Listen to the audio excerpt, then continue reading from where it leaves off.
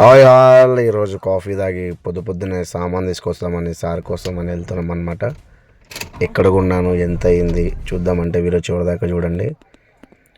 So ఇప్పుడే morning start వెళ్ళిపోయాను అనమాట. మార్నింగ్ తక్కువ ట్రాఫిక్ హైదరాబాద్లో చాలా బాగా అనిపిస్తుంది. పొద్దున్నే డ్రైవింగ్ చేయడం కూడా ఈజీ అనిపిస్తుంది. సో మన పిల్లలందరూ లీవ్లో ఉన్నారు, ఒక్కని వెళ్తున్నాను అనమాట.